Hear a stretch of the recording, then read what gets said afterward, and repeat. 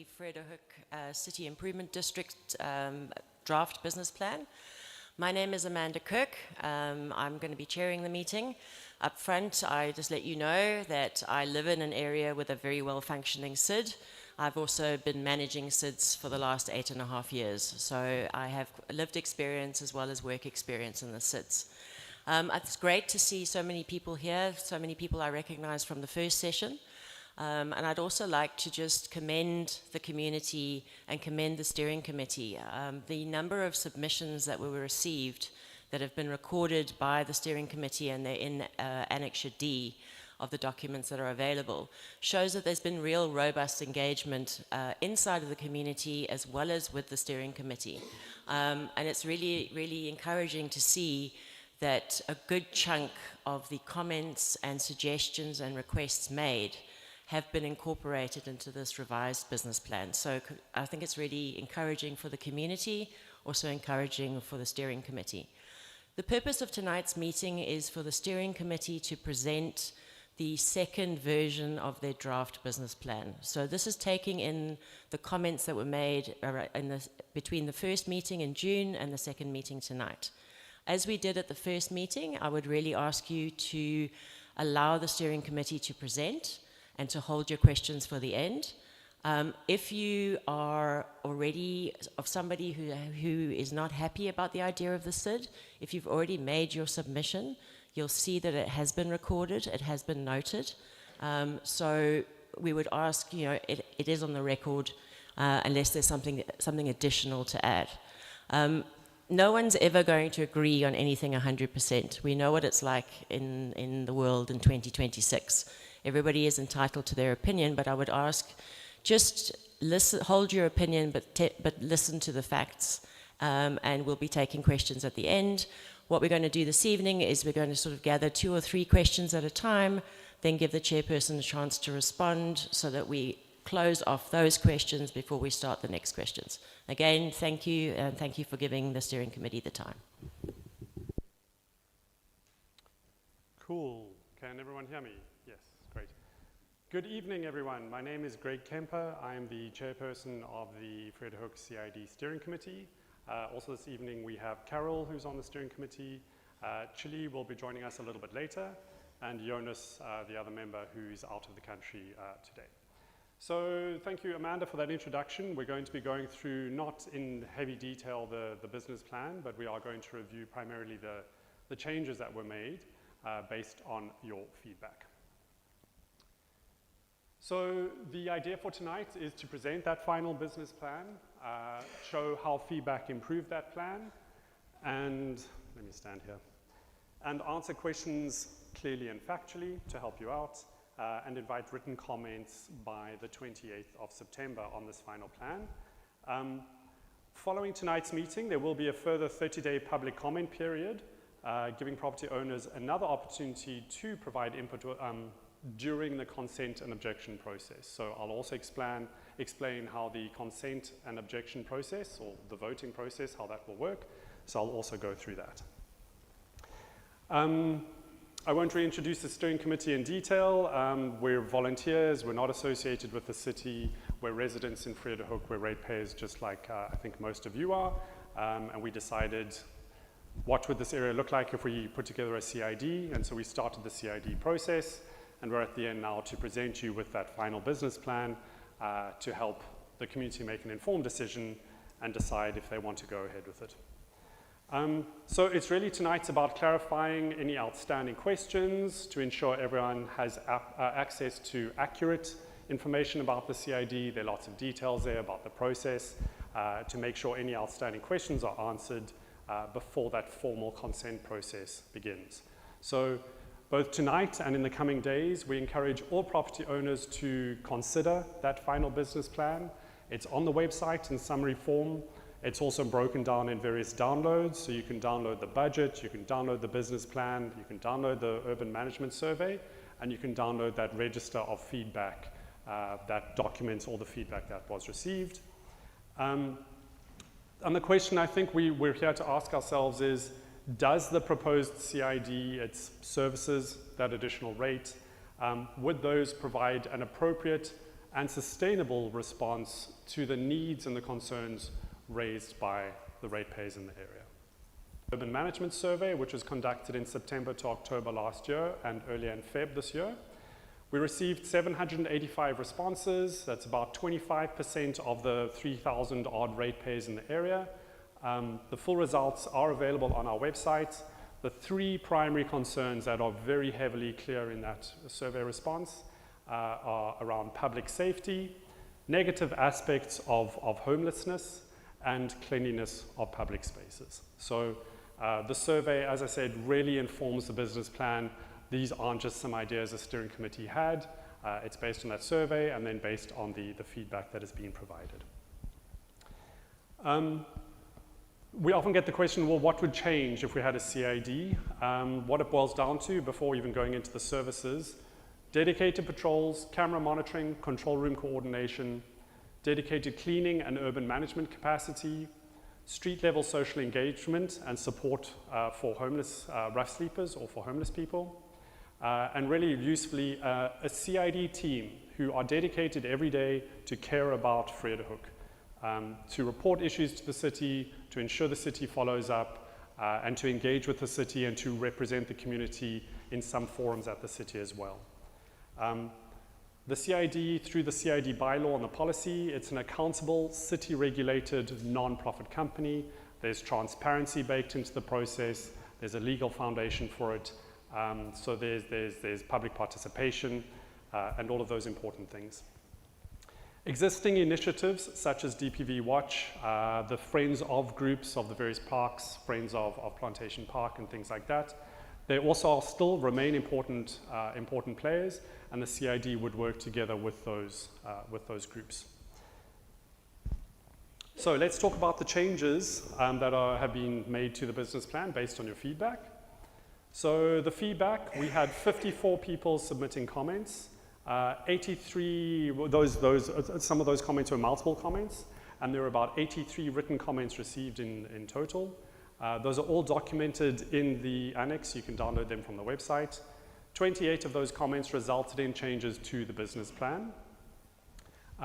Thank you for those. They made the business plan stronger. I think they gave us more detailed feedback to refine some of the services and focus how we spend the budget. So this is a quick breakdown of the aspects of the business plan that feedback related to. I know the slides are very small. So public safety, comments around public safety were about 19% of the comments. The boundary of the CID made up 17%. Budget and just other related small things were around 16% each. Financial impact of the CID, there were 12% of the comments related to that. 7% related to environmental development, 5% the implementation plan, 4% the management of the CID, 4% the social responsibility aspect of the CID, and the remaining 1% around roads and infrastructure. So you can see the primary comments there were around public safety, the boundary, and the budget, and other related things, which makes sense. Public safety is a big concern, and how we spend funds and the budget also a concern. So the safety received around public safety, focusing on patrols. The feedback we received was more visible presence of patrols. So I'll talk through the changes we made, but more visible presence of patrols, better handovers, so really trying to say that there shouldn't be gaps in coverage during handovers between patrol shifts. There was feedback around stronger coordination with existing forums, and there was also multiple requests for the law enforcement officers being available after hours, not just during daylight hours as well. So the resulting changes from those comments to the business plan, we have 2 24/7 patrol vehicles with 1 officer each. That's reduced from 2 officers per patrol vehicle down to 1. 2 daytime foot patrollers have been added 7 days a week. So these would be foot patrollers patrolling around Vredehoek as well as those patrol vehicles. And they would be 7 days a week, but during daylight hours only. We also articulated in the business plan that there must be staggered shift changes so that there's no overlapping of shift changes. And the city law enforcement officer, we added budget there for availability outside of business hours when required. From a public safety standpoint in terms of cameras, the feedback we heard was make more use of existing cameras. Just in the last 6 months, there's probably 50 or 60 more cameras that have gone up and have been monitored across the area.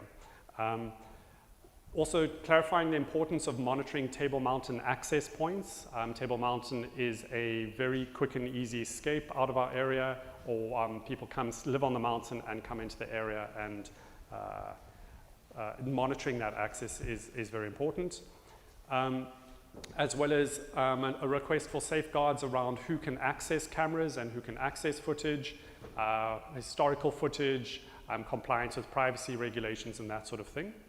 So the changes we made to the business plan based on that feedback, we're now proposing to use up to 200 suitable existing cameras. So that is increased from the original 100 existing cameras. And then we complemented that with saying, instead of installing up to 200 over 5 years, we'd install only up to 100 new cameras over 5 years. So the goal is still to have about 300 cameras over the course of 5 years being monitored, but instead of spending more money on purchasing new cameras, we can lean on more of the existing cameras where the community is, or where the camera owners are open to doing that, and they're correctly positioned, and they're fit into the camera policy. We've also included Rocklands Avenue and Deer Park Drive as proposed key monitoring points. Both of these are major access points to and from Table Mountain, and those weren't previously indicated as key monitoring points on the proposed monitoring areas for the cameras on the plan. It's worth pointing out that the points we've indicated in the business plan are not saying this is exactly where cameras will be. These are the proposed monitoring areas. The CID, once it's in place, part of that implementation plan that the CID has to follow is to do a final decision and a suitability check and survey those points and say this is where those cameras will be going based on interaction with the community, based on the desire of the camera owners, for example, to support that, or based on the availability of installation points and that sort of thing. So the camera positions we put in the business plan are not necessarily final. And finally, we added there as well protections around required from the service providers, the providers who will be monitoring the cameras. So that monitoring must be only for public space safety purposes. It can't be for private purposes. They must comply with POPIA and CCTV policy regulations. And obviously the CID must be able to have oversight and to be able to inspect facilities and make sure these policies are being adhered to, so that we are safe in the knowledge that the camera footage is not being abused or misused or anything like that. Finally, also additionally on cameras there, just to call out again, the camera integration really depends on technical suitability, legal feasibility, owner acceptance and consent and affordability. And the CID must put together at the beginning a public safety strategy plan, which really details how the public safety strategy will work, as well as a camera deployment plan. So as I say, that still needs to be finalized when the CID actually launches, if and when. We then included additional details around cleaning. So this is at Capel Street, which is the little stream just below Van Riebeck Park. And we've just included some additional details there. Bear in mind, this business plan does also go to the city, and the city must give it consent as well if the community gives it consent. And it's useful to indicate to the city the challenges we have. So we've included some of the cameras and the footage and the photos of some of the issues that we have in some of these areas. In terms of environmental improvements, we clarified the fencing requirements around Jutland Avenue. There was some feedback there around, can we not use green boundaries instead of a fence along Jutland Avenue? So Jutland Avenue is just on the M3 there, just near Clive Street, where the vet is. It's a major entry point into Vredehoek. So again, here's some examples of some of the challenges we have in that area. There's people misusing the space, police officers have to be called, people sleeping in the space. So we did look at greening as an option. We got a consultant out. His business is about installing greenery in public spaces, and his guidance was that a green barrier wouldn't achieve the public safety benefits that we want from that barrier, which should be preventing, say, kids and dogs from running into the streets, so those green spaces can be used, but also manage access of people coming into the area, especially at night. The goal here is to make sure that if someone's coming into the area after hours, for example, they're using a route which is monitored by cameras and is well lit so that people can respond if necessary. And his advice there, that greening expert's advice was, as I say, a green barrier wouldn't meet those requirements. A green barrier would also, over a longer term, actually be more expensive. It takes more time to install, they take time for the plants to grow, and the care and maintenance of a green barrier is a lot more than a fence barrier. The suggestion was, though, to put in a fence or other sort of security structure, and then that can be greened, so you can plant plants to grow up against that fence, which would also contribute to beautification, but also start reducing some of the noise that some of the properties right along the M3 there, the Jutland Avenue experience. We also engaged with residents of Pinoak Road based on their feedback. So Pinoak Road is right up in Upper Vredehoek. It's one of the, just before Chelmsford, it's one of the last areas you can get onto the mountain. So this is the end of Pinoak Road. You can go straight onto Table Mountain there.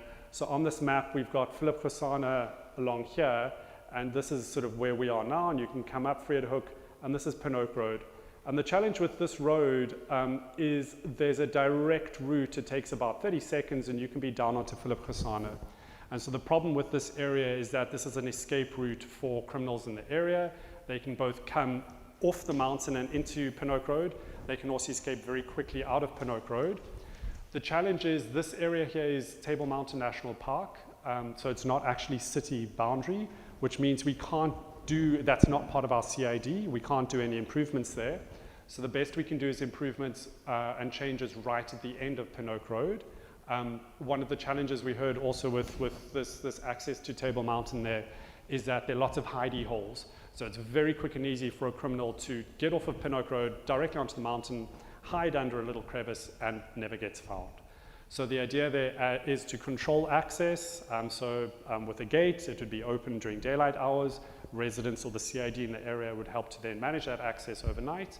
And it should also have cameras and lighting there to control that access. So those are the major additions and changes based on the community's feedback.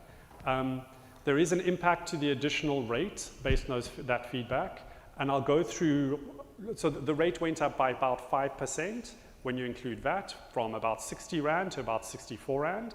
And I'll explain why it went up in a little bit. We really worked hard to try and keep that cost down. So to keep that cost from going up even higher, we've had to reduce some other services, which I'll talk about in a moment.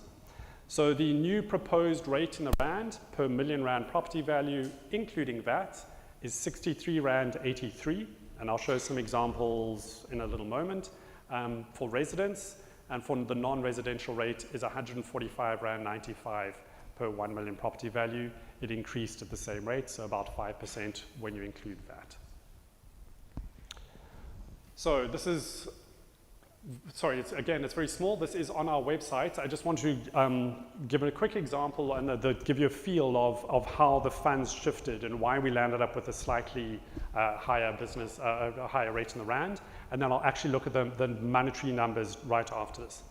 Very broadly, what we're looking at here is, so the total budget of the CID went up by, this is over the full 5-year term. So the full 5-year budget goes up about 7%. The employee rated costs go down about 17% because to keep the numbers down, so there's still a full-time manager, but that admin role goes from full-time to half-time. So the PAYE, bonuses, salaries, etc., that is now all reduced by about 17%. The core business costs, which are environmental upgrading, law enforcement, safety, social upliftment, that in aggregate increases by about 20%. That is made up of environmental upgrading, really reduced by 63%. I'll show you the number in a moment. It's a few $100,000. It's actually a very small component. Law enforcement officers, that does go up quite a bit because of the after hours. So that grows by 62%. Public safety goes up a bit as well because we now have walk the patrol officers.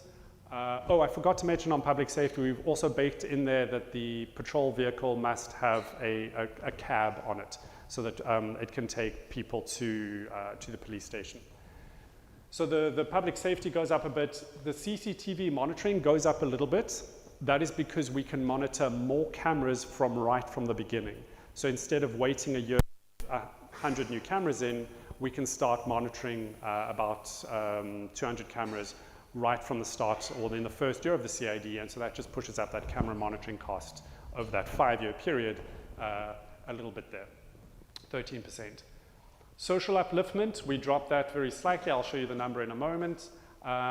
Depreciation goes up very slightly, and then capital expenditure goes down a fair bit. That's because 51% reduction in our camera costs because we don't have to purchase as many cameras. So there's big savings there. And then the fencing program also lowers the cost actually by about 17% because we consolidated those together. So I want to actually talk through the numbers behind that briefly. Again, this is on the website. Again, over the 5-year term, 7% increase in the budget, which is about 2.6 million over 5 years. The employee-related costs dropped about R1 million, 17%. The core business grew by 20%, so that's about 4.7 million. The environmental upgrading, which is the greening budget, that reduced by about 300,000, so it's 63%, but the number is very small. Over 5 years, 300,000. That's for doing things like additional planting and a bit of additional greening, which was not a major concern in the urban management survey. Law enforcement officers, that's the big additional cost, so that goes up by 1.3 million over the whole 5-year term because it's making this person available over weekends and in evenings. Walking patrols, vehicle with a cab, etc., that pushes up the public safety budget, which is one of the big numbers, by 28% to 3 million over 5 years. CCTV monitoring, additional 730,000, as I said, more cameras to monitor. Social upliftment is reduced by about 5%, 100,000 Rand over 5 years, just because we consolidated some initiatives. And then the capital expenditure, we saved over 5 years a little over R1 million with fewer cameras, so I think that's a good saving. And then the fencing dropped by about 170,000 Rand, just because we removed 1 or 2 of the areas which were not heavily motivated for, instead to focus on, for example, Pinoak Road. So I hope that's clear, lots of numbers. The net, you see some things went down, so we could try and manage the costs because some things went up based on the community's feedback, and the net result is a small increase. This is also available in the business plan. This is the slide from the city, which just gives a detailed breakdown of how the additional rate works for residential and non-residential properties. So some other questions asked. So not everything impacted the business plan, but there were other questions asked, and I want to respond to some of those queries. There were questions around affordability and the fairness of the project. So we know affordability is a real concern, especially for pensioners or owners who are on fixed incomes, particularly those who live in properties that have a high value. By national legislation, and we actually did get a legal opinion on this, and we spoke to the city as well, in that the additional rate, there were some questions around, is the additional rate still legally allowed given the recent court judgment around the city's budget? And the opinion is that yes, it is, because the additional rate is provided for as part of national legislation. It's not just local city legislation, it's national legislation, gives municipalities the right and the ability to raise additional funds or charge an additional rate for a special rating area, which is what a CID is. And in that special rating area, those funds must be then invested into that area. So it's based on that legislation that allows the CID to charge an additional rate to raise its funds. That is the only legal mechanism the CID can use. The CID can't charge a flat rate. And we realize that for some people that feels unfair, and that's entirely reasonable. We don't have a choice as a steering committee. It's not our choice, it's not our decision. At the end of the day, it's up to us as ratepayers and residents to decide if that's a trade-off we're willing to make. The CID also can't create a separate pensioner exemption, for example. We can't exclude specific houses. That is not something we're legally allowed to do. Where the city, just a reminder, where the city does grant a rebate, and we encourage everyone who thinks they might be eligible to go to the city's website. We do have links off of our website as well to see if you do qualify for a rebate and to see if you can apply for a rebate. Anyone who gets any form of rebate on their current rates with the city, even if it's not a full rebate, they are fully exempt from paying the additional rate towards the CID. So for example, people who would qualify who potentially would qualify for a rebate would be pensioners aged 60 years or older, earning no more than 27,000 Rand a month. The full details are on the city's website. There's also a question around, does the body corporate pay in sectional title? No, each individual rateable unit in the whole area, including sectional title, pays the additional rate. So these funds, the rate would not be paid by the body corporate out of a special levy that they would charge or anything like that. It's an additional rate levied on your rates bill against your property's valuation. There were some questions raised around the boundary, particularly a number of comments and questions around the exclusion of Deezer Park and High Cape. So I just want to clarify how the steering committee decided on the boundary. Like many things in life, it's a trade-off. So we do need to draw the boundary somewhere. And so we started off with the boundary of the DPV watch area, which is effectively the suburbs of Vredehoek and Devil's Peak Estate, as defined by the city. The area by law has to be contiguous, so we can't cut holes in the area, and we can't split any properties in half. We then looked at, in terms of the area-wide benefit. The bigger the area, the more funds we can get, but the more services we need to offer. The smaller the area, the smaller the budget, sort of we can offer fewer services and the costs go down, but we raise fewer funds. So there's a balance to be struck there. Deezer Park and High Cape, as we've mentioned before, High Cape has separate homeowner organizations who already contribute to maintaining their area. And we needed to weigh up, nobody from those areas has approached us and said we want to be a part of the CID. We have people who are here tonight who are adjacent to us, slightly into Oranjezak. They did approach us and they said we want to be part of the CID. So we needed to balance this up with affordability, but also a workable establishment process for the CID. You can imagine that if we included Deezer Park or High Cape, I think there'd be a lot more pushback from those areas, and it would be much harder for us to reach that 60% threshold. Even then, you could imagine that if, let's say we reached 60% within our current area, if we then had to take into account 40% of the people in Deezer Park or 40 or 50% of the people in High Cape saying no, it would mean the whole area doesn't get a CID. So we've really tried to strike a balance there. Our goal is to get a functioning CID that delivers good services up and running and in operation as soon as we can. If those areas then want to join later, they can absolutely do so. Bear in mind, the CID cannot provide services in those areas. So for example, High Cape would not receive additional cleaning services. They would not receive additional patrolling services. The CID is not allowed to offer services there. Deezer Park is a little different because it's private property. The CID couldn't go onto that property and offer services in any case. In terms of governance and oversight, there were some questions around how do we know that the money will be spent carefully and wisely and what checks and balances are there. So we've clarified those in the business plan. It's not a blank check by any means. There's an approved 5-year business plan. The CID must operate to the business plan which is out there and which we're presenting, and that budget. There are annual budgets that the CID has to put together every year and take to its members. There's performance reporting. There are procurement requirements that have to be followed. So the law really, what I like about the CID process is it really sets up a structure that the CID must follow to be transparent. I want to be able to hold my CID to account. It's not going to a private individual or a private entity and we don't know where the money's going. The city provides oversight. We as ratepayers can apply for free to be members of the CID, attend the meetings, inspect the books, inspect the processes, understand what's going on and be a part of it. So we really get a lot of participation if we want to choose to use our participation in the CID process. Any formal or material change,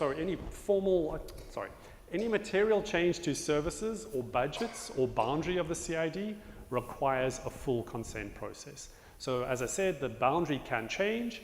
If neighbors in Oranjezig want to say, you know, we want to be a part of this as well, they can be. They would go through a similar process to what we're going through. They would need consent, but they can join up, as I understand it, with an existing CID. We also had questions, this came up in our last meeting, do CIDs make a difference? And I want to call out that the data from the other CIDs show the impact that can be had around coordinated supplementary services. Outcomes may differ between the different areas. We can't guarantee that the CID is going to eliminate crime. I doubt it's going to eliminate crime completely. However, some of the data really shows a positive story. And the success of the CID really will depend on how well those resources are used and services are delivered and how we as ratepayers hold that CID accountable. So here's a quick example. The data from Pinelands from 2022 to 2025. You can see the graphs are all going down there. So over that 1-year period, the housebreaking went down 30%, robbery down 44%, theft from a motor vehicle down 57%, theft of a motor vehicle down 77%. So Pinelands has very strong statistics for the last year in terms of crime reduction. In OBS, from 2019 to 2025, there was a 52% reduction in crime across the OBS area over that period. In Clifton, the 2025 annual report shows a 55% reduction in crime year on year. And during the busy period over Christmas, obviously with the beaches in Clifton, from December to Feb, there's an 83% reduction in crime. The Central Cape Town CID, which obviously operates quite differently to us, but it's got a very big budget, and it's been in place for a while.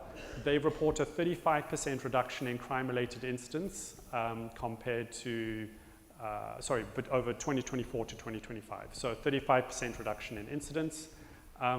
Yeah, again, just the disclaimer, a CID cannot guarantee crime reduction, but it can provide consistent monitoring, response coordination, engagement with public space, safety, and things like that. And if you've lived in a CID or you work in a CID, hopefully you've seen the benefits there. Can't we just fund public safety was some of the 1 or 2 of the questions that we got. No, we can't just fund public safety. But actually the answer to that is a bit more interesting because so the law requires the CID, it must invest in those 4 areas: safety, maintenance and cleansing, environmental development, and social and economic development.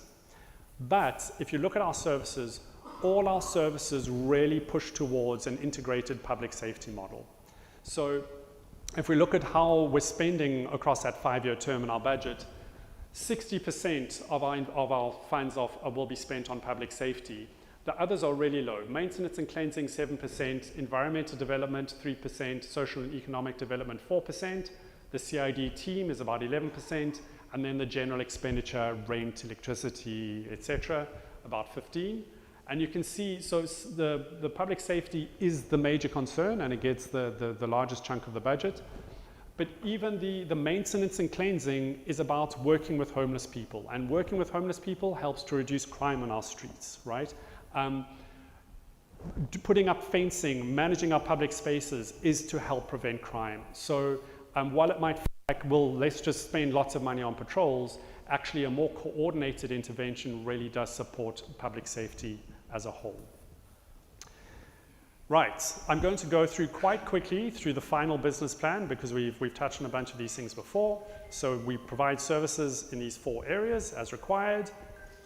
Public safety, 2 dedicated patrol vehicles, each with 1 safety officer patrolling 24/7 and linked to a central control room with radios. 2 walking daytime patrollers 7 days a week. 24/7 camera monitoring at key points and high traffic areas. Integration of suitable and with owner's consent, cameras where feasible. We'll install new cameras over the period as well. License plate recognition cameras at entry and exit points. Running costs will be taken over from DPV Watch. And a dedicated and armed law enforcement officer contracted through the city for bylaw enforcement at times available outside of business hours. This is in the business plan. It's on the website again as well. We've just updated the indicative key spots that are hot spots and entry and exit points, which are suggested for the camera monitoring. Maintenance and cleansing, this hasn't changed. 6-person cleansing team covering streets. The goal is to clean the whole area once a week, so provide top-up cleaning services, particularly focused on after bin day to tidy up after bin pickers. And while they're doing that, they're also the eyes and ears out there on the street. So if they're seeing something, if they're seeing a problem with potholes, or they're seeing a problem with street lights not being on, etc., those can be reported to the CID, reported to the city for resolution. That cleaning team is a key part of the social and economic development plan. The goal here is to contract an accredited service provider to work with homeless people to offer them jobs if they're willing, to pull them into that cleaning team so they have they can start earning an income. That the service provider should also then be providing things like social worker support, giving them addiction support, guidance, etc. And we can't guarantee who the social provider is, but talking to some of them, such as Streetscapes, who have been in the area for a few years. Other CIDs follow a very similar model. Lower Gardens uses Streetscapes. It sounds really great what they do to work with the people. It's about support, it's about help, and a lot of their support team used to be homeless people themselves. So they've gone through that process, they know what it's like to live on the street. In terms of environmental development, strategic fencing to improve safety for us, children, pets, and events, and to make sure we can use our public spaces. The more we use our green public spaces, the less unwanted elements want to use our public spaces, and we get to keep those public spaces and we get to enjoy them. So fencing our plantation park together with Friends of Plantation Park, that would be still, we want that to be co-funded by someone like the Speed Classic Cape Town. So our budget isn't for the entire fencing, or it doesn't cover the whole cost, I should say. Also fencing, as we said, edge of Jutland Avenue, extending the fencing around Virginia Park to make Virginia Park safer and more usable, and then finally the addition of the fencing at the end of Pinoak Road. I'm not going to spend a lot of time on this. This hasn't changed. That's Plantation Park. Jutland Avenue we've spoken about. Virginia Park hasn't changed. Pinoak Road we've spoken about. And then finally, in terms of the other major part of the CID budget is the CID team. So a full-time CID manager, a part-time assistant, office space in Vredehoek, so they're in our area.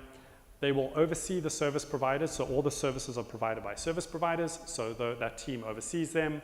They manage the contracts, they manage the day-to-day performance, they also manage the reporting requirements and things like that to both the members of the CID as well as to the city. They would also be the primary contact point for residents. Then there's general day-to-day expenditure, operating costs, rent, professional services, management fees, communications, radios, marketing, and all of those things. And there's a number there also around replacement and repair of assets. That hasn't changed. So these last two ones, that cost went down slightly because of the part-time assistant. Otherwise, this hasn't changed. So we've spoken about that. So quick example, we did get a question, is the rate capped at 638 Rand a month? No, if your property is valued at 30 million, you'll be paying 30 times 63.8. So just some examples. If you have a 1 million rand house, your monthly contribution is around 64 rand. A 3 million rand property, I shouldn't just say house, property, apartment, about 191. 5 million rand, 319. 10 million, 638. That's inclusive of that. So where are we in the process? This is very small. We've gone through all of these things since 17th of Feb 2025, a long time ago. We're now meeting here to present the final business plan. It sounds very funny. We're meeting to present the final business plan. I'm going to talk in a moment about voting. The consent and objection process will start tonight after this meeting. It is then open for a number of months, up until the end of October. We're hoping to get all those votes in by, but that process will start tonight. At the same time, there is still a second window around objections. So there's still feedback and objections that can be submitted up until the 28th of September. We also, during that period, we meet with objectives to talk to them. And then if we get all the votes that we need, we'd submit those to the city. The city has to take it to council. Council has to vote. The earliest point at which the CID could begin operating would be June next year. Right, so we're about to go to before we go to questions. If you want to submit comments, very similar to last time, please go to our website. You can email info@vredehoekcid.co.za. Please, it's helpful to identify the relevant parts of the business plan, explain your concern, and if possible, please provide a practical alternative or proposed change which you would like to propose. So what is next? Please review the business plan, participate in the upcoming formal consent process. I'll talk about that in a moment. As I said, there's an additional opportunity to submit feedbacks for 30 days, and we'll start the consent process this evening. So I want to go through that very quickly. We will link from our website. It's not live right yet, but it will be soon, vredehoekcid.co.za/voting. On that page, there's a form you can download. So the idea is you download the form. It's a 2-page form. We have some here if you want to start voting tonight. We'll hand those out. You complete the form. You either say I consent or I do not consent. You provide some of your details, and then you submit it. Either you can send it to us physically. I don't advise posting it. I don't know when that will arrive. You can send it to us by email. That's much easier. Instructions are on the form. So you'd send those to voting@vredehoekcid.co.za. Or you can actually send it physically. There's an address on the form. You can pop it into one of the steering committee's post boxes. If you are a natural person, if your house is registered in your name and you're a sole owner, it's very straightforward. You just sign the form and you're done. If you're a juristic person, so if you're submitting your objection or consent for a PTY Limited or a closed corporation or a trust, and it's all in that name, then it's straightforward as well. If you are submitting on behalf of someone, if you're voting by proxy, you can do that. There are proxy forms on the website for various different scenarios. If you're in a situation where you've just purchased the house, and that means on our record that we have that we'll compare the voting to, it's not in your name, then you just need to provide details showing it's in the transfer process. All of these details are on the website. I'm not going to go through all of that right now. Please, tonight is not the only time to vote. I want to be very clear on that. We've got 2 months where you can look at these details. You can ask us questions. If you are not sure, or if you are 2 owners or 3 owners, how do I do that? We're here to help. The city will help us as well. The details will be on the website. And at that point, I would like to hand it back to our chair to guide us through questions. So thank you for your time.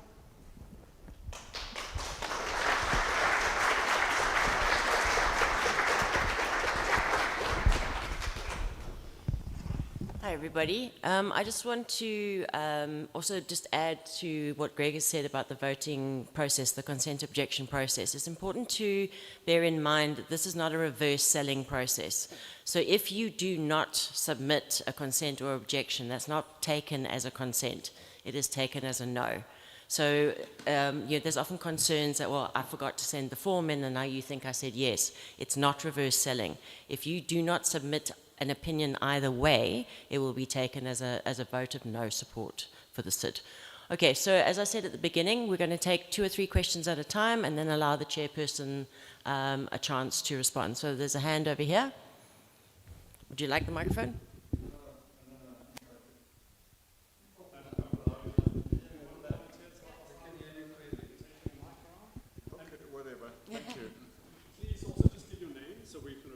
I'm Davi Bosch. I've submitted a comment, but there are 2 things I want to quickly follow up on, having looked at the business plan. The first issue is the social development element, which, as you've shown, has been decreased.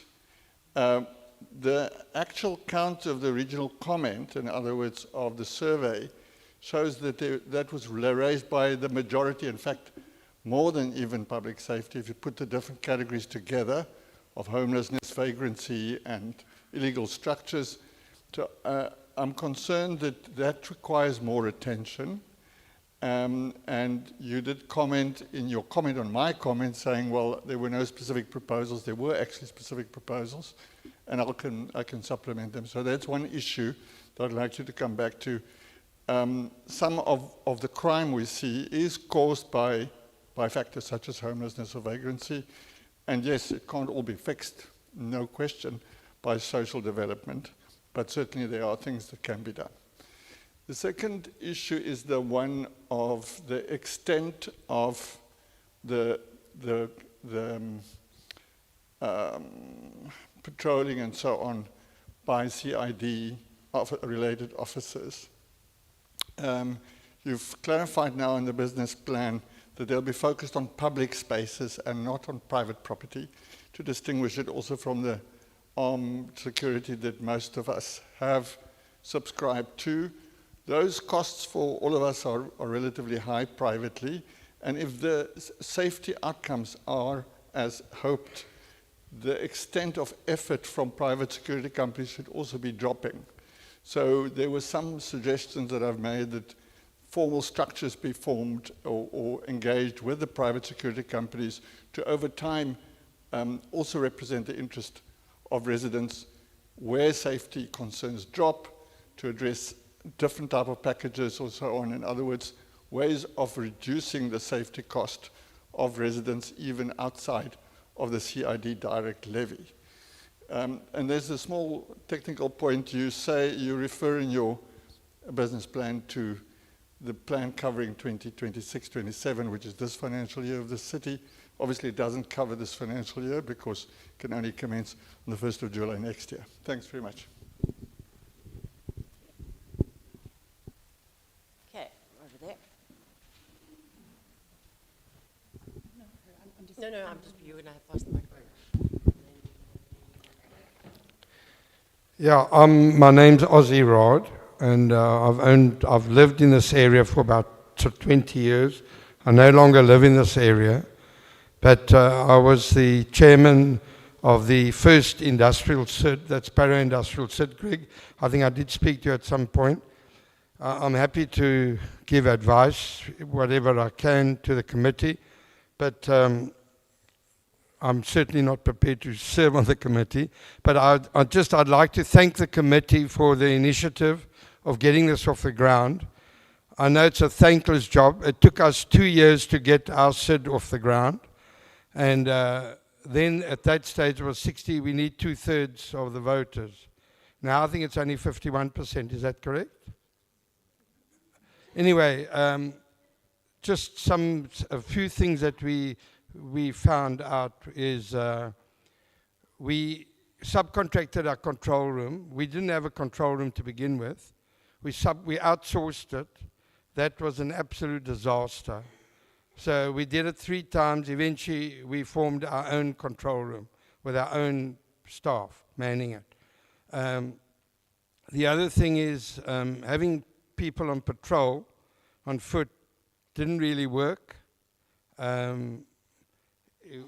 Because these guys are so smart that the moment the vehicle went past, they came out of the bushes or whatever. And so we ended up, I think we had 36 cameras in total. and we could monitor them in the control room 24/7. But that is a must. Sorry, I wasn't able to attend the first meeting. We were away at the time. But yeah, I'm quite happy to hand whatever advice over to the committee, the experience that we had. And if you need to speak to the Parow and Tygerberg SID, we were the first industrial SID after the city of Cape Town. And yeah, all the big guys, the big guns, were not prepared to join the SID. But I can just tell you, it's almost a must that owners of the property in this area, you have to have a SID. And we sort of met with a lot of resistance, and so property prices shot up when we had the SID. Everybody wanted to, it's a huge attraction, and everybody just wants to come to the area because there's a SID there and there's security. And yeah, it's a thankless job, but I just say we should give them whatever support we can. Thank you. Hi, it's Jane from Pine Tree Crescent. One of my questions is, how are you going to ensure the fairness of subsidies across the area? And what I mean is there's already extensive cross-subsidization now through property values. So if you're at a higher property value, you'll pay more. How do we then ensure fairness of service delivery across the area? And the reason I'm asking is, if we look at things like the cameras, the remote monitoring, the work that's going to be done, a lot of that is focused at lower Vredehoek. And so if you're in the upper end of Vredehoek, you may be paying significantly into the CID, but not getting the same sort of level of service. So I've really got a question around, are we able to show by DPV zone the income that will be generated by the different areas, and then the level of service delivery that will be generated? And so I know we speak about like how the safety will be across the entire area, but in reality, about 25% of that is on camera monitoring, and depending on where you choose your cameras, you're actually going to be having much more subsidization in some areas than others. So that was the one thing that I think in transparency, sort of, it would be good to see income and subsidization across the different zones. And then my other question was, how will the CID deal with unintended consequences? Because the minute we do something, we can be sure that then that will result in something else happening. So we might put fencing at the end of Pinnock. What that then does is it just makes another access area, the area where people enter the suburb. And how do we then respond to those unintended consequences?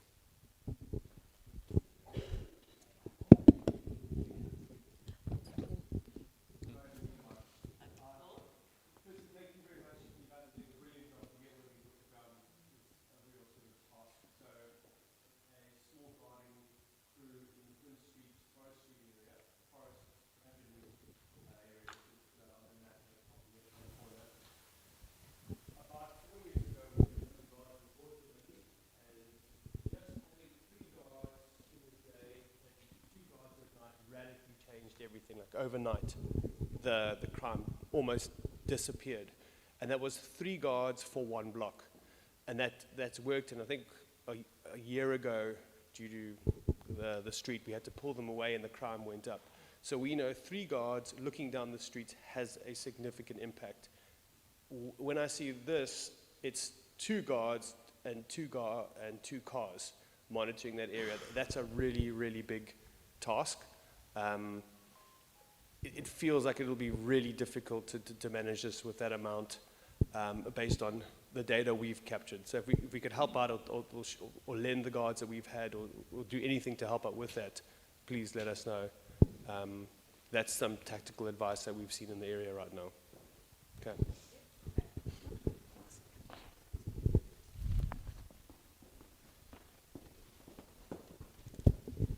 Do you want to take another one?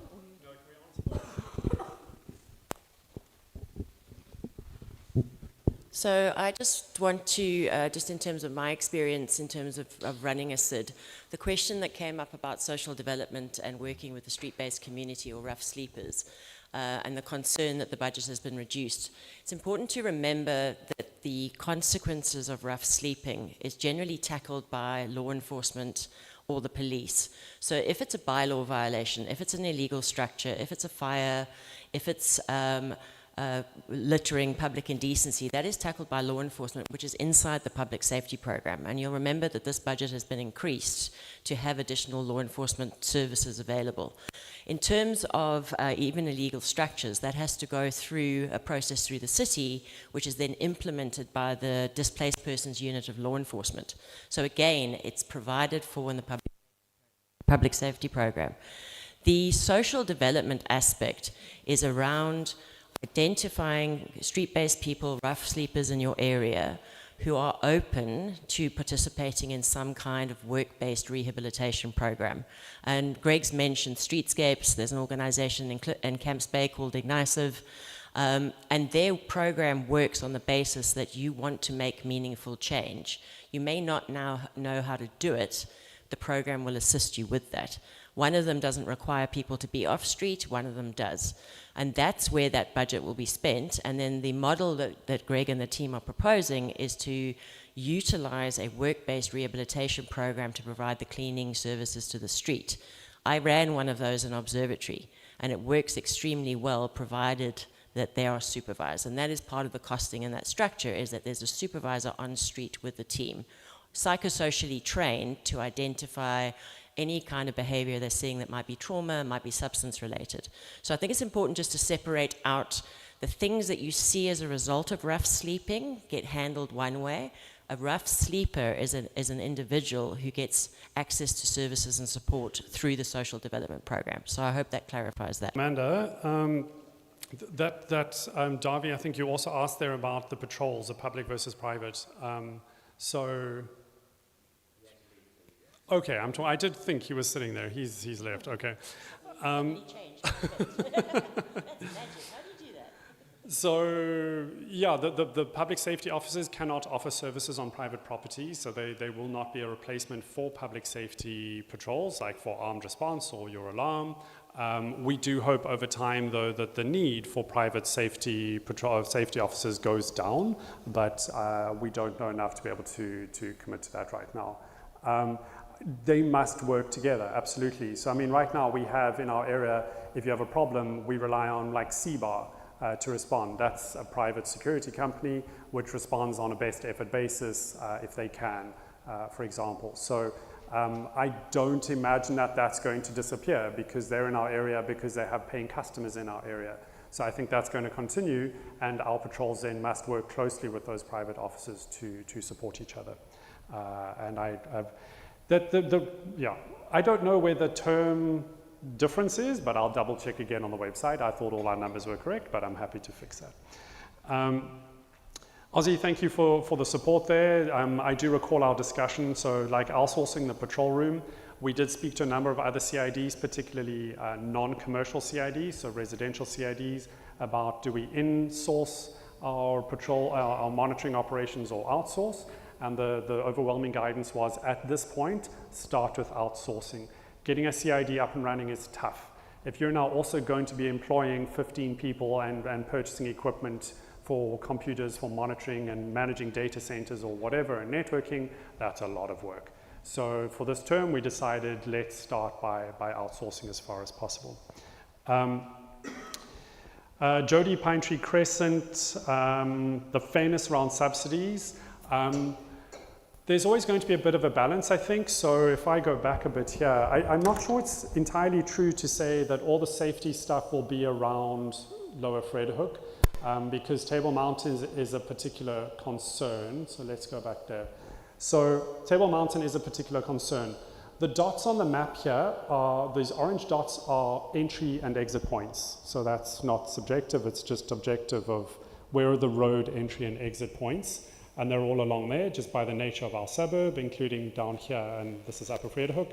And then again, by the nature of our suburb, we have Table Mountain access points along there, and along there. So this whole area here is around Table Mountain access. And there's also one or two hotspots here. The orange lines are high traffic areas. So we try to motivate for this by saying, again, based on experience from the other CIDs, that the monitoring, the cameras and monitoring, I'm using this now. The camera monitoring should at least start at your entry and exit points in high traffic areas. Ideally, over time, that grows, because ideally you want as much covered as possible, I gather, because what we're hearing as well is that the most effective response is when a camera is triggered is that there's a response there within a minute or two. 5 minutes is too long. It needs to be super, super quick. So yeah, we're not subjectively trying to say that Lower Gardens has a bigger problem. I do think there are problems up here. I know if you're on the neighborhood watch groups, crime happens across our whole community. A lot of crime does come in from there, and we need to protect those entry points and monitor those entry points. You know, I think if we go a bit too far down that path, we might be saying, well, the people who use the parks will benefit more than the people who don't use the parks. So I think we have to try and come together as a community to say, in general, this is going to benefit the community. Unintended consequences. I'm not sure how you plan for the unknown unknowns, but you know, Amanda runs in a CID, right? Things change. No budget actually really survives, ideally, implementation in the real world. So this is why we pay for a full-time manager, so that manager can understand what is happening day to day in our community and can respond to those changes. So when we, you know, if we close Pin Oak Road and it now means people are taking another route, then we take those into account as we're rolling out new cameras, etc., and we do our best to try and to respond to those things. And we can be a part of that as well. It's not like we're letting go now and saying, well, CID is launched and we do nothing for 5 years, right? We participate in that process. We can be members of that CID. We can participate in those meetings and voice our concerns.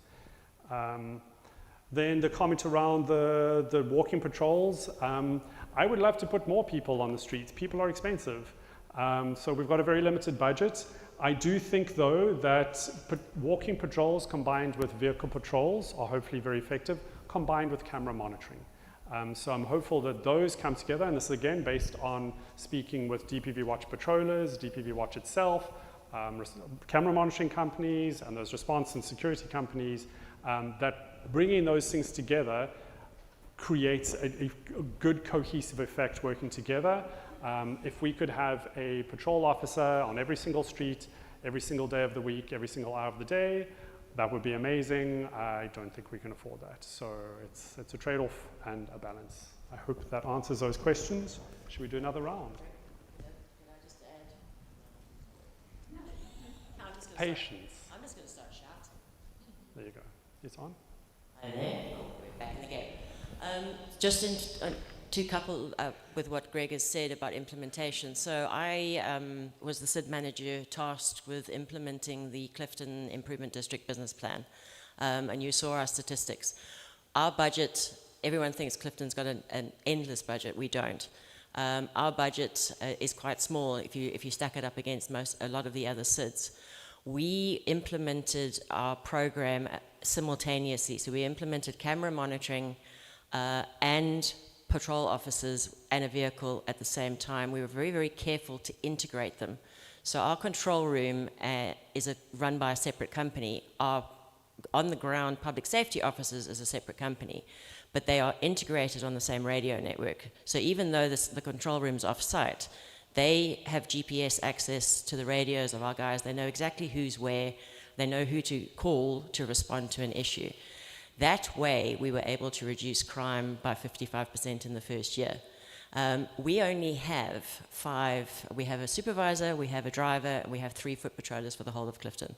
And those are the results we achieved because we were very strategic where we put the cameras, very strategic where we put the foot patrollers, and it made sure that we had that kind of quick response that Greg has referred to. As Greg has also said, as you talked about unintended consequences, I'm now in year 4 of my budget. I can now tell you that the original budget and that 5-year business plan is not adequate for the needs of Clifton, given that we can have up to 8,000 people arriving in our area each day through the festive season to enjoy, and with all the challenges that come with it. So I've already gone to my board and gone, guys, when we start negotiating our new term, that this budget's going to have to step change, otherwise we're going to come backwards. And also just in terms of cross-subsidization, there's always been cross-subsidization on your rates. You know, my neighbour's house is worth more than mine. We live on the same street. They pay more towards the rates of the City of Cape Town. So there is no sort of change in the idea that everybody contributes to the benefit and the betterment of an area. So I hope that helps.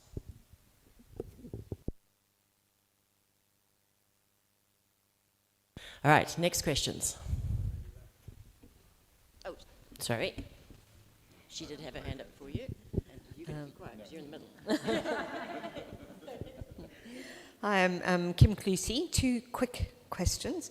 I did notice the drop in the community development budget, and it worried me a little bit because I know we've got a lot of homelessness in the area, and I really love the work that Streetscapes do. I love that cleaning project. I think it's so effective. And if you are going to help people with who've got psychological issues or drug addiction or whatever, it does worry me that it is fairly low, but yeah. And then secondly, I just want to know, what do you do if you have a street where you've already got cameras, we're already paying for Thur? Is that absorbed somehow, or is that a totally 100% extra cost? Thank you. Thank you. Hi, Mike Schroeder, Pepper Tree Road. A question that sort of relates to what you were saying. In how far is the initial 5-year budget cast in concrete? Or even the business plan? I mean, if we notice that during the first 2 years we find the members of the CID think, well, we should be changing the business plan to do this and that. Can that be done, or is it, no, this is it for 5 years and that's it?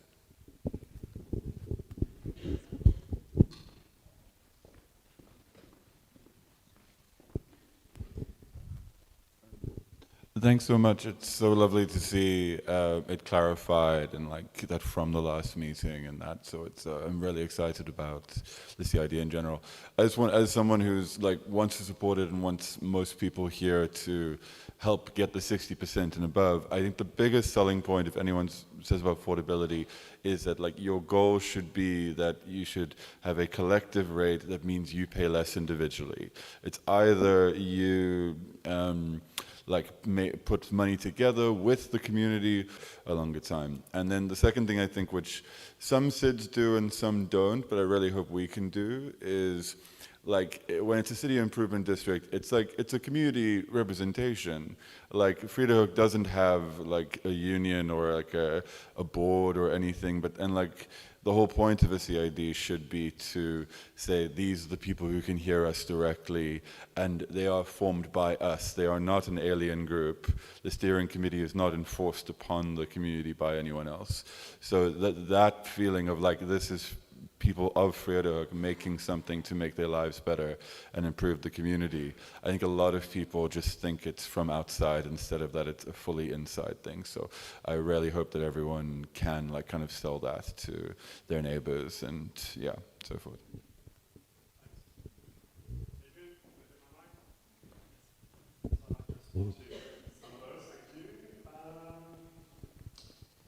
I didn't get many names there.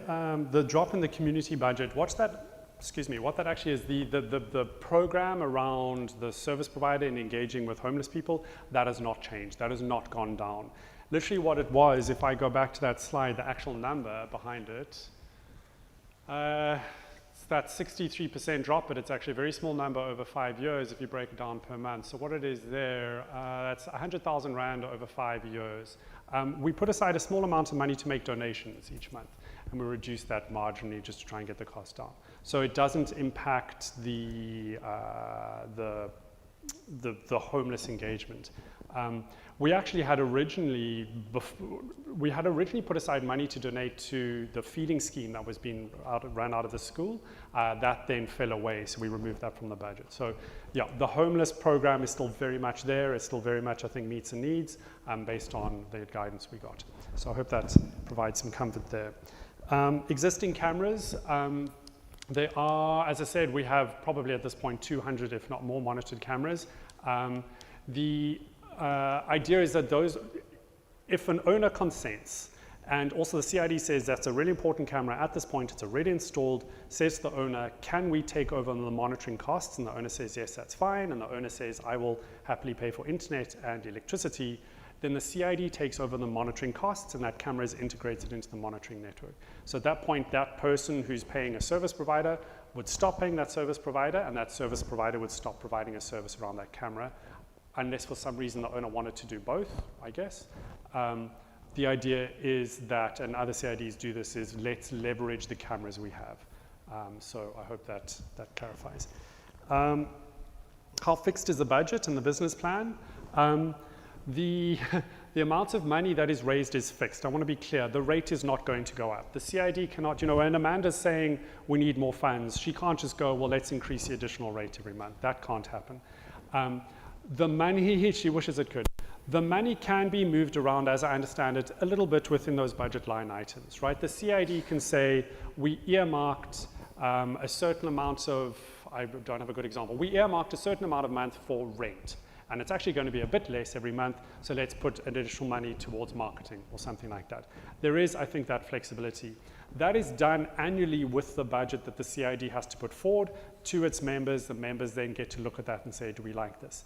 If the CID needs to say, you know what, we materially need to change something, we really, there's a fundamental problem with the budget for some reason, it has to go back to the community, it has to go through a consent process to say we are going to substantially change something. So I hope that answers that. So we would be very naive, I think, to say that we know now what needs to happen in 5 or 4 or 3 years' time. And so there does need to be a degree of flexibility. But we also want to know that the CID isn't just going to go, well, whatever, there's a business plan, we can ignore it. They can't, right? They have to follow it unless there's good reason, and they have to engage with the community, et cetera, if they do want to change it. The gentleman who commented on the long-term investment, absolutely. I think over time, hopefully this investment in our community means that property prices go up.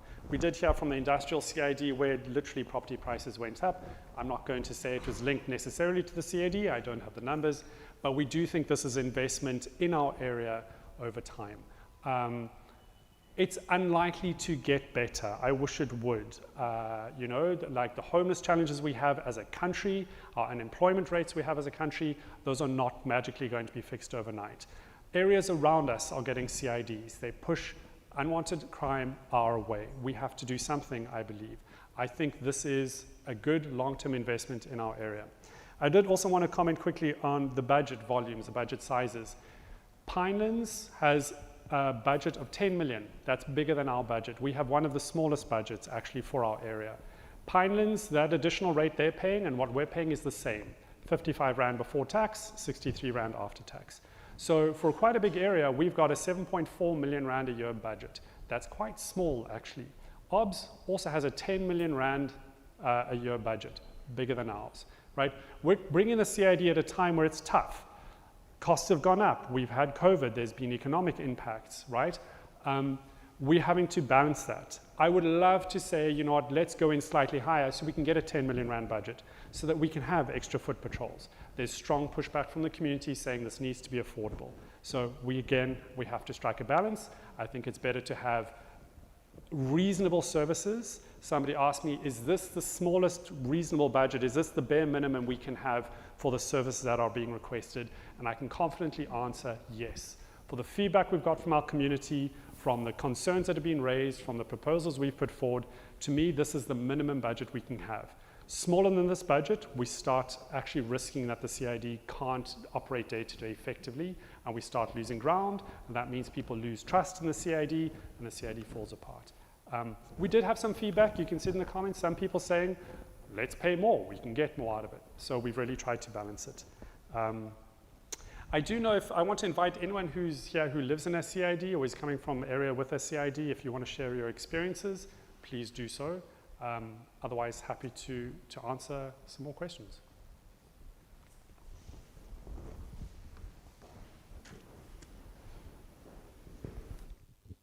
Thank you. Hi, I'm Carla from Vredehoek Park, so I don't really even go here. I think our block of flats is just outside the boundary. Something that I am interested in, though, is the environmental upgrading that has gone down by 63%. I know Europe and Asia have both seen record high heat signatures, and that's something I'm very interested in over the next 5 years, whether we'll see most likely the same in Cape Town and the effects on our water table. Obviously, greening has a big impact on that. Introducing trees that keeps the water table stable, covers the roads. And we have a lot of trees, but a lot of our tree wells are in serious need of care and things like that. I see a lot of the budget is going towards fencing. And that's not really greening, and it won't really help those negative consequences. Thank you. Also, thank you. This is really cool what you guys are doing.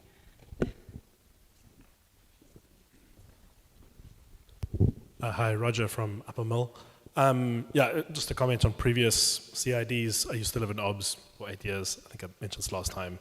The foot patrols were actually really awesome for my wife to be able to call let's call the CID and say, please can someone meet me outside my house when I'm arriving home from an Uber or something, and there's a guy standing on the side of the street. So that kind of, the foot patrols do make a huge difference. The one thing that I engaged with the committee on is just around, like, will the rates just keep going up, like as house value prices go up?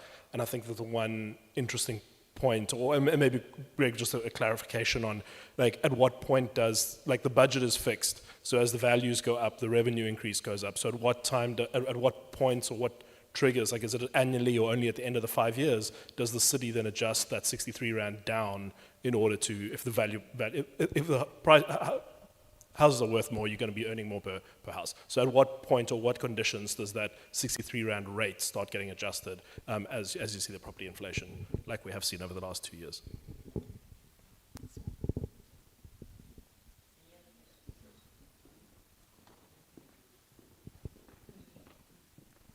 Thank you very much.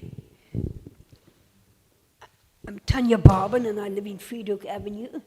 Thank you very much for the very hard work that you've put down to put this together. Very impressive. My concerns about expense for myself remain.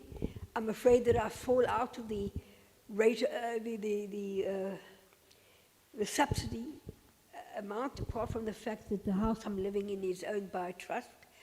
But I just want to make a comment about the areas that are excluded. In fact, there are three, because Larminia Village you've never mentioned.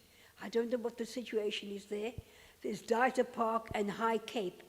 And they do use the services of the CID because their residents walk on our streets, they go to the restaurants, they go to the shops, and it is a problem because they can't really have the benefits without the inconveniences, as it were. And of course, the mountain is a problem, but many people choose to live in this area because of the proximity to the mountains. And it's one of the things we have to live with. Thank you very much.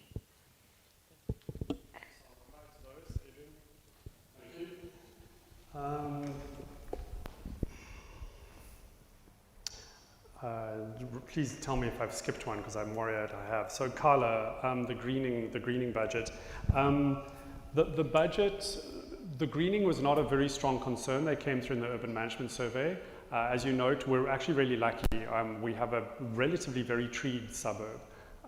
If you go to Sea Point, far fewer trees, I think. So we're relatively green.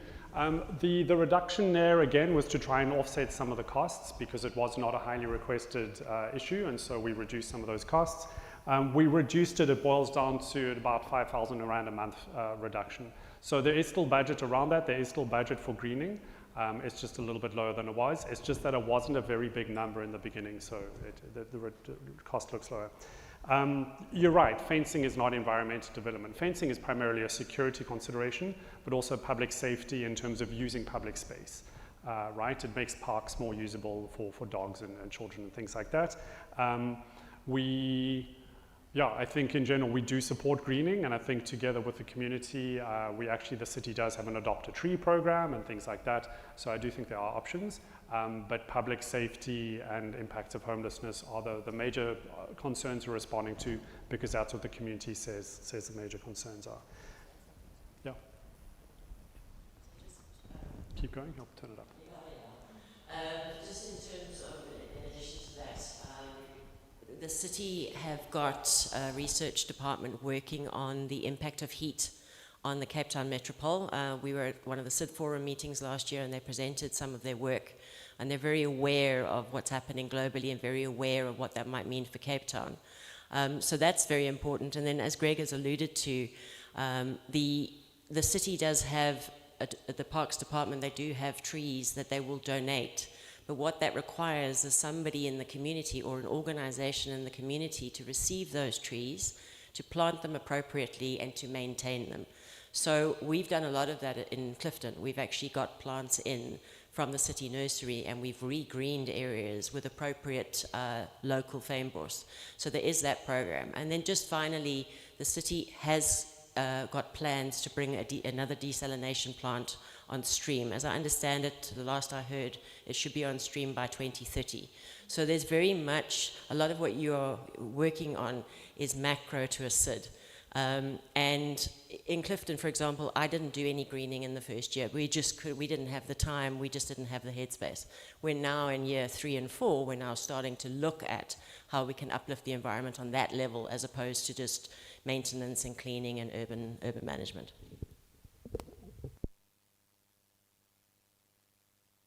Will rates just go up? I think that's a good question. And when do we readjust the calculation? So the rates are set for the 5-year term. I mean, you can see there in the budget how much it goes up every year. There's an assumed inflation, and there's a little bit of lumpiness in the expenditure because of the capital expenditure on the fences, for example. So in the first year, we were estimating about 65,000 Rand to do Pin Oak Road, but then in year 3 or 4, we're expecting about 300,000 Rand to support the fencing of Plantation Park. So just the budgeting means it goes up and down a little bit, but that's fixed in the term. In 2 or 3 years' time, there'll probably be a new property valuation role, right? So that would mean our property rates change. And actually, the same thing will happen if there are lots of new developments in our area. So next to our Laumania village, there's a new development going up there. Those are not currently included in the budget. Once those go online and they're built and they're rateable properties, they will be paying to the CID as well. What the city then does is they take a look at the updated valuation roll, or the updated total set of valuations within the area, and they say the CID budget is R1 million a year, whatever. What do we need? And they adjust that additional rate to meet that budget. So when when property values go up, it doesn't just mean you're going to be paying more and more. So put another way, if the general valuation of the area goes up, the CID doesn't get more money. The CID gets exactly what is budgeted over that 5-year term. I did want to point out here, so another question we've got, and Roger asked it as well, is will this number ever go down? Yes, it can go down. There are other CIDs where the additional rate does go down. For example, here it's a very small number, but there's this environmental development number here at 3%. Right? That is fencing predominantly, right?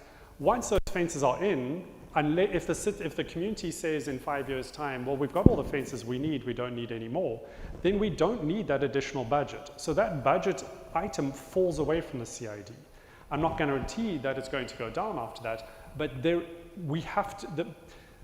the CID has to motivate for what it's going to do with its money if and when the time comes to renew that 5-year budget. And so we'll go through something similar, and then if we're saying, well, there's no need for these additional fencing costs, then that amount could potentially go down. So this isn't guaranteed to just keep going up and up and up. It's up to us as a community of what we want from our CID. Tanya, on your questions, thank you. Yeah, I know people like you're in a difficult situation where you're living in a valuable property, but you're on a fixed income. The constraints of the CID process mean that we cannot make an exception, unfortunately. And thank you for understanding that. Did you take national legislation to task? I am behind you. I want to see you in City Hall championing it. You did ask them about Larmenia Village as well. So Larmenia Village, I double checked with the city on this. What the bylaw says, or what the law says, is that there are certain exclusions to certain property types that don't pay.